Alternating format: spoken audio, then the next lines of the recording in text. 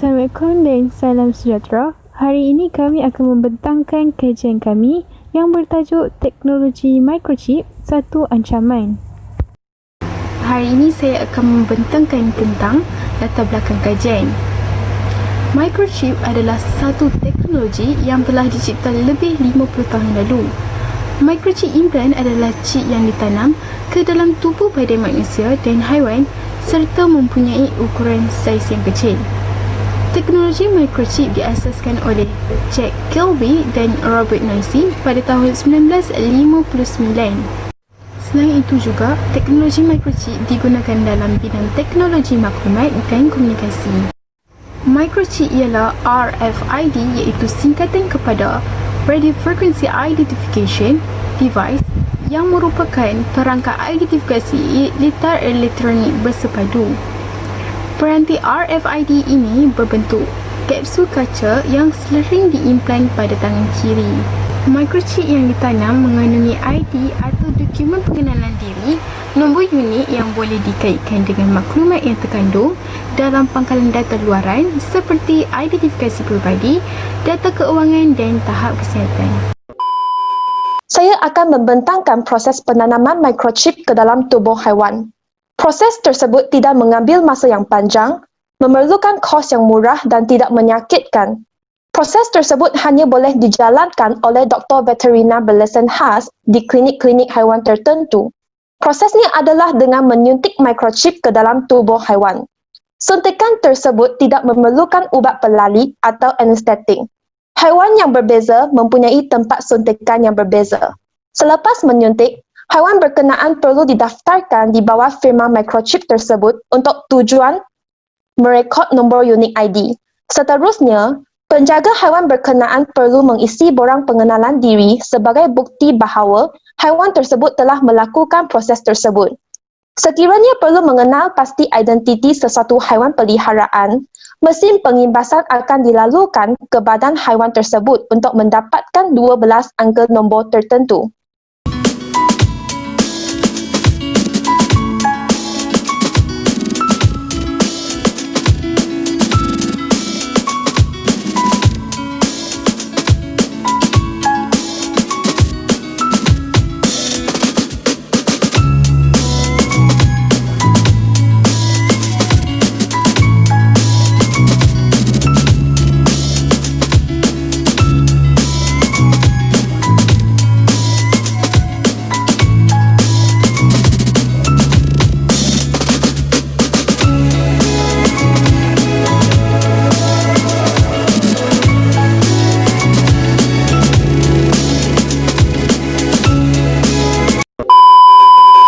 Seterusnya adalah bahagian proses penanaman microchip ke dalam tubuh badan manusia. Manusia pertama yang menerima penanaman microchip dengan alat RFID iaitu Radio Frequency Identification adalah Kelvin Varvick. Seorang saintis iaitu Mark Engenson pun telah menanam kapsul RFID ke dalam tangan kirinya disebab menjangkiti virus komputer. Oleh itu, saiz microchip adalah sangat kecil. Microchip biasanya akan ditanam di antara ibu jari dan jari telunjuk manusia. Penanaman microchip bukan sahaja dilakukan pada tangan tetapi juga ditanam pada otak. Video yang seterusnya akan menunjukkan bagaimanakah proses penanaman microchip ke dalam tubuh badan manusia dijalankan. Proses ini akan mengambil beberapa minit untuk menyelesaikan. Penerima microchip juga akan tidak merasa kesakitan yang serius semasa proses tersebut.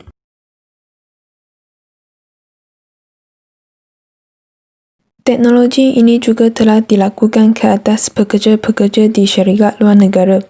Contohnya, Three Square Company di Amerika Syarikat telah melakukan penanaman microchip ke atas pekerja-pekerja mereka. Teknologi ini juga telah popular di luar negara, terutamanya di Sweden. Teknologi penanaman chip dalam tubuh manusia dan haiwan juga mempunyai beberapa kegunaan. Antara kegunaan teknologi penanaman chip dalam tubuh adalah untuk memudahkan proses identifikasi diri. Hal ini kerana chip ini dapat menyimpan maklumat diri pengguna seperti nama, kata laluan dan bertindak sebagai kad pengenalan. Dengan ini, pengguna dapat membuka pintu yang dibenarkan tanpa memerlukan sebarang kad identiti.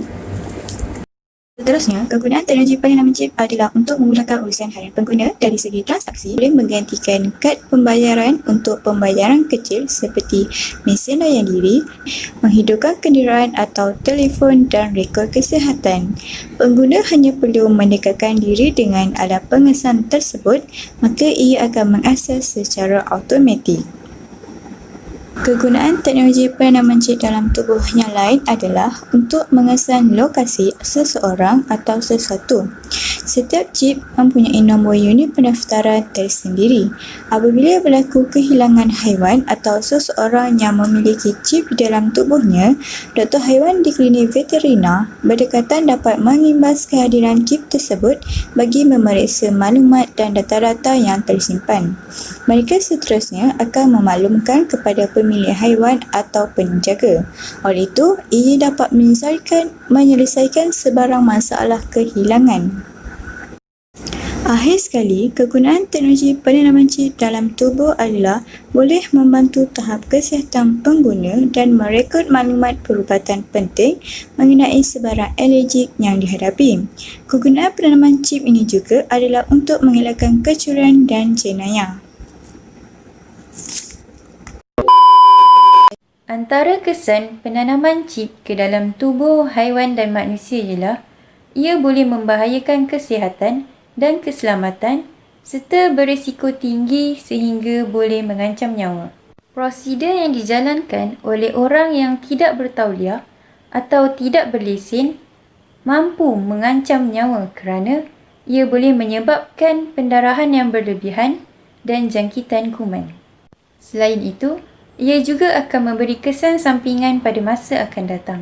Seterusnya, boleh berlaku pencerobohan data dan privasi diri.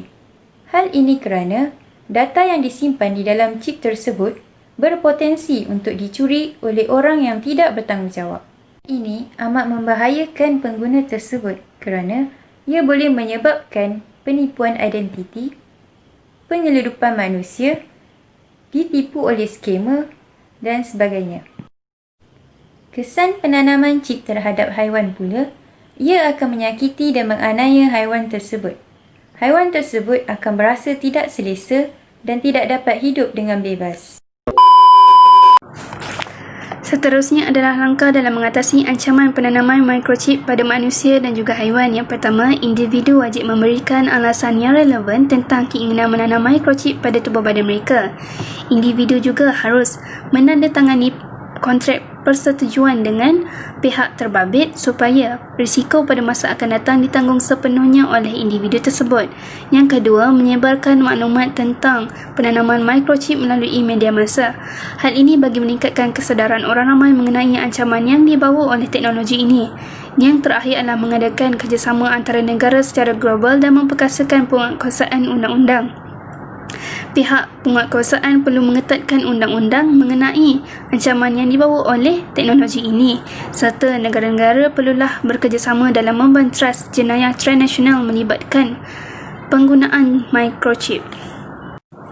Seterusnya adalah cadangan menambah baik penanaman microchip. Yang pertama, meningkatkan tahap keselamatan microchip. Hal ini kerana segala data peribadi individu perlulah disimpan dalam microchip dengan selamat agar tidak berlakunya kebocoran identiti. Yang kedua, penukaran cara penanaman microchip kepada invas bertatu. Invas bertatu adalah lebih mudah kerana penanaman microchip hanyalah boleh dilakukan pada bahagian tangan, namun invas bertatu boleh dilakukan kepada mana-mana bahagian badan dan juga boleh diakses oleh mesin yang tertentu. Yang terakhir adalah pemaju teknologi tersebut hendaklah mencipta akses kepada kata laluan dan pengesahan 2 langkah sebelum mengimbas microchip. Sebagai contoh, mata kod melalui email ataupun nombor telefon. Hal ini supaya tidak berlakunya kecurian data.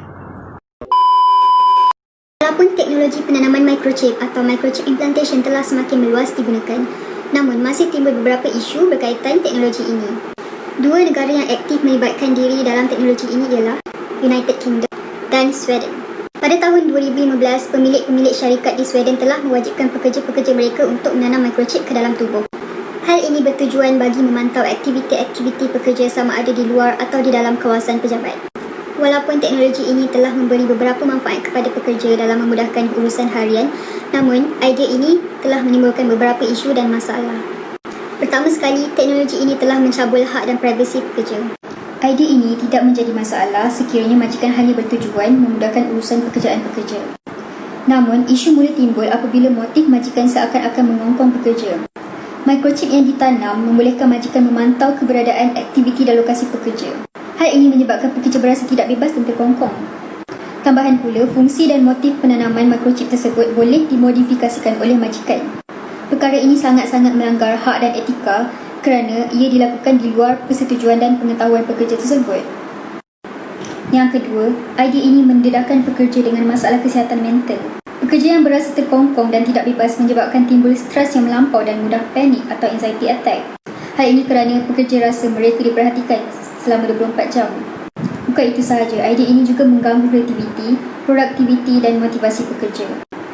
Hal ini menyebabkan pencapaian atau performance mereka menurun. Di Malaysia, isu tentang pendanaman microchip tidak terlalu besar kerana negara ini tidak bergiat aktif dalam kemajuan teknologi tersebut. Hanya pada tahun 2019, Kerajaan Negeri Sarawak mencadangkan penanaman microchip dilakukan terhadap anjing bagi mencegah wabak rabies. Tiada isu yang timbul dari aktiviti ini.